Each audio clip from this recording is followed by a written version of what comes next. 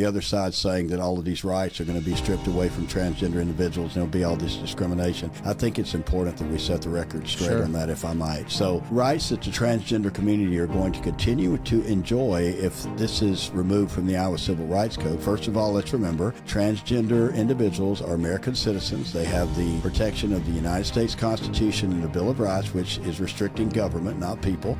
Same thing with the Iowa Constitution. They have those protections.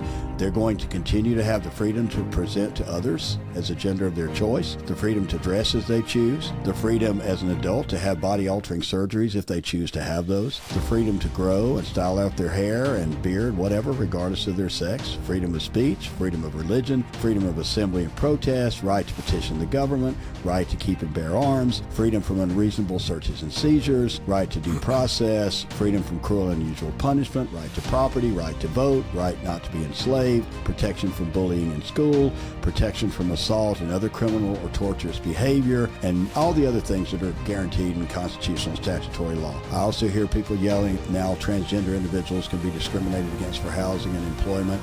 Bostock on the federal level ensures that that's not the case. Here's what they won't have if we remove gender identity as a protected class. All of these things, I think, would fit into the category of infringing on other people's rights. They would not have the ability to use public restrooms, dressing rooms, and showers designated for the opposite sex. They would not have the ability, and this is happening right now, prison cells, homeless shelters, hotel rooms, and other spaces designated for the opposite sex. Right now, we have individuals in shelters and incarcerated in our corrections department that have decided they identify as females and they are being housed with female inmates. There's a federal case right now in which a federal female prisoner has filed a major lawsuit because she says for years she has been subjected to having to be in female prisons with biological males who've decided they're female. She's having to shower with them. She's having to do all these things that make her feel incredibly uncomfortable. That would not be allowed.